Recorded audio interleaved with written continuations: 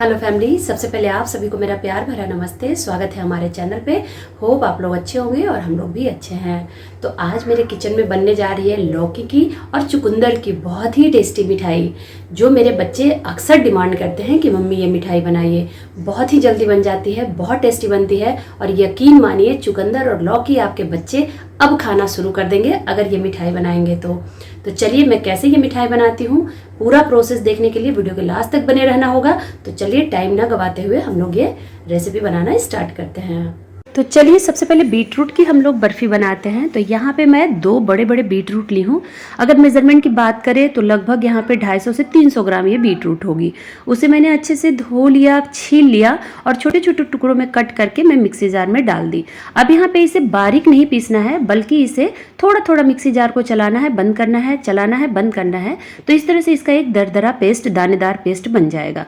आप चाहें तो यहाँ पे इसे कद्दूकस भी कर सकते हैं, लेकिन कद्दूकस मैं इसलिए नहीं करती हूँ क्योंकि बच्चे के मुंह में अगर थोड़ा बहुत भी आता है ना बर्फी में, तो बच्चे पहचान लेते हैं और वो खाते नहीं हैं। लेकिन इस तरह से अगर आप थोड़ा दरदरा पीस दीजिएगा ना, तो बहुत अच्छे से ये पक जाती है और एक भी कण इसका मुंह में नहीं आता है और बच्चों को पता भी नहीं चलता है। तो इस तरह से मैं मिक्सी जार में ही इसे दरदरा पीस लेती हूँ। अब मैं चढ़ाई कढ़ाई और कढ़ाई में डाल दी बीटरूट के बने हुए पेस्ट को। फ्लेम को रखी लो और आपके पास जितना बीटरूट है उसका 1/3 पार्ट आप चीनी डालिएगा।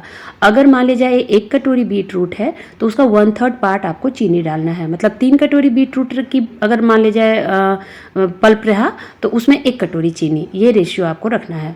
तो यहाँ पे मेरे पास लगभग 1.5 कटोरी ये पल्प थी, तो मैंने आधी कटोरी चीनी इसको डाल दी।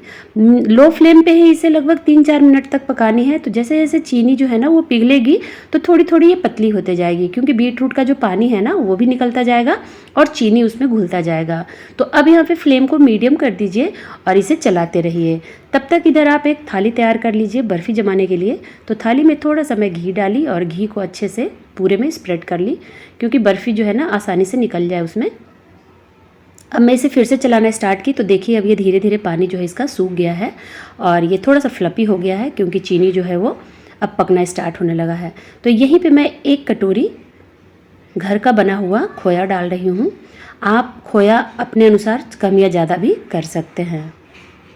तो इस तरह से घर का बना हुआ खोया है, तो इसे धीरे धीरे मिलाइए और यहाँ पे फ्लेम को ना लो कर लीजिए। खोया मिलाते वक्त फ्लेम को लो रखिएगा ताकि नीचे से तले में वो लगे नहीं। धीरे धीरे इसे आराम से मिला लीजिए। तो इस तरह से देखिए मैं धीरे धीरे करके मिलाई तो खोया बहुत अच्छे से मिक्स हो गया। खोया को आप घटा बढ़ा सकते हैं, ये तो आपके ऊपर डिपेंड है, मैं बता चुकी हूँ। क्योंकि खोया ना ऐसा कम भी डालिए तो भी बहुत टेस्टी बनती है, और ज़्यादा अगर पड़ जाती है तो चुकंदर वाली जो वो फीलिंग है ना वो आ नहीं पाती है। इसलिए इस तरह से मेजरमेंट रखिएगा तो ज़्यादा अच्छा आपका बनेगा। अब देखिए मैं खोया अच्छे से मिक्स कर ली, तो फिर से फ्लेम को मैं मीडियम कर दी और इसे अब कंटिन्यूअस चलाना है, क्योंकि चीनी जो है ना वो पूरी तरह से पकने वाली है। जैसे ही खोया डाली तो खोया डालने के बाद ये देखिए अच्छे से पक गई है और कढ़ाई को ये छोड़ना स्टार्ट कर दी है। जब ये कढ़ाई को छोड़ना स्टार्ट कर दे तो समझ जाइएगा अब ये तैयार है। तो यहाँ पे गैस को मैं कर दे रही हूँ बंद। और खोया है तो खोया अपना घी खुद ही छोड़ देती है, इसलिए इसमें घी वगैरह डालने की ज़रूरत नहीं पड़ती है। अब मैं इसे एक प्लेट में निकाली जिसमें घी लगाई थी और उसे मैं अच्छे से हाथों से थपकी दे करके इस तरह से सेट कर ली। बहुत ज़्यादा गर्म नहीं है, क्योंकि कढ़ाई में मैं 2-3 मिनट छोड़ दी थी, तब मैं थाली में निकाली थी। तो अब मैं इसे सेट होने के लिए छोड़ देती हूँ। लेकिन एक चीज़ आपको ध्यान रखनी है, जैसे ही ये लगभग 10-15 मिनट बीत जाए, थोड़ा सा सेट हो जाए, तो आपको इस पर चाकू से दाग लगा देनी है जिस आकार में आपको बर्फ़ी काटनी है। क्योंकि जब ये पूरी तरह से सेट हो जाएगी ना तो फिर इसे काटने में नहीं बनेगा। इस तरह से बाद में जब ये सेट हो जाए तो जहाँ से दाग लगाए थे आराम से ये टूट जाती है और बर्फ़ी का इस तरह से देखिए रूप ले ली। तो देखिए तोड़ के मैं दिखाती हूँ कितना टेस्टी और यम्मी, बहुत ही सॉफ्ट बर्फ़ी बनती है। यकीन मानिए बच्चे देखकर खुश भी होते हैं, डिमांड भी करते हैं बर्फ़ी की, और आप इसे आराम से कुछ दिनों तक 15-20 दिन तक स्टोर करके भी रख सकते हैं। तो एक बार ज़रूर बना करके देखिएगा। तो चलिए दूसरी बर्फ़ी अब बनाते हैं। तो दूसरी बर्फ़ी मैं बनाऊंगी लौकी की। यहाँ पे लगभग 1 केजी लौकी है, तो मैं पूरा 1 केजी नहीं बनाऊंगी क्योंकि मुझे दाल भी बनानी है लौकी की। तो इसमें से मैंने जो खीजी वाली लौकी थी, जो पतली एकदम होती है ना, खीजी खीजी नई वाली लौकी, उसका बर्फ़ी बनाई है तो बहुत टेस्टी बनता है। तो इसमें से लगभग 1 लौकी, मतलब मेरे पास 2 लौकी है यहाँ पे, गोल वाली लीजिए या पतली वाली लीजिए, एक लौकी की मैं दाल बनाई और एक लौकी को मैं इस तरह से कद्दूकस कर ली। आप उसे भी पीस सकते हैं लौकी को भी, लेकिन मैं यहाँ पे कद्दूकस वाला भी आपको दिखा दे रही हूँ कि कद्दूकस करके भी आप बना सकते हैं। तो मैंने एक लौकी को जो बहुत ही खिजी वाली थी उसे मैंने इस तरह से कद्दूकस कर लिया। और कद्दूकस करने के बाद मैं एक पैन चढ़ाई और पैन में डाल दी लौकी को। और लौकी डालने के बाद सेम यहाँ पे भी वही है मेज़रमेंट। अगर 1 कटोरी आपका लौकी का पल्प है या फिर उसे कद्दूकस किया है, 1 कटोरी अगर आपकी मेज़रमेंट में आती है तो आधी कटोरी से 1/3 तक ये रेशियो आपको चीनी का रखना है। अगर 1 कटोरी है तो 1/3 पार्ट रखिए, 3 कटोरी अगर पल्प है तो 1 कटोरी चीनी रखिएगा। उससे होता क्या है ना, बर्फ़ी जमती बहुत अच्छे से है। तो आप थोड़ा सा इसमें कम ज़्यादा कर सकते हैं। अब यहाँ पे लो फ्लेम पे मैं इसे मिलाते रही तो इसमें भी जैसे ही पानी की तरह छूटना चालू हो जाएगा जैसे चीनी डालने से, क्योंकि इसका जो अपना पानी होता है ना वो छोड़ना चालू करता है और चीनी भी उसमें पिघलने लगती है। तो इस तरह से 3-4 मिनट तक लगभग मैं मीडियम फ्लेम पे फिर से पकाई। तो ये देखिए इसका पानी बहुत अच्छे से सूख गया है और लौकी बहुत अच्छे से पक भी गई है। तो अब ये जब सूख जाए अच्छे से, ये देखिए, तो यहीं पे मैं इसमें भी 1 कटोरी खोया डाल रही हूँ। तो यहाँ पे भी 1 कटोरी घर की बनी हुई खोया है, उसे मैं डाल दे रही हूँ। अगर आपको लगे कि ज़्यादा है तो उसे आप बचा लीजिए, अगर आपको लगे कम है तो भी कोई बात नहीं है, अच्छी बर्फ़ी बनती है। तो यहाँ पे मैं थोड़ा सा बचा ली क्योंकि मुझे ज़्यादा लग रहा था, इस कटोरी में रखने से मुझे ज़्यादा लग रहा था, लेकिन मेज़रमेंट जो होती है ना वो 1/3 की होती है तो मैं उतना ही डाली हूँ। तो वो मैं 1/3 की, सॉरी मैं बोल दी, चीनी वाला वो तो मेज़रमेंट होता है, खोया मैं लगभग आधा डालती हूँ, जितना वो रहता है पल्प उसका आधा।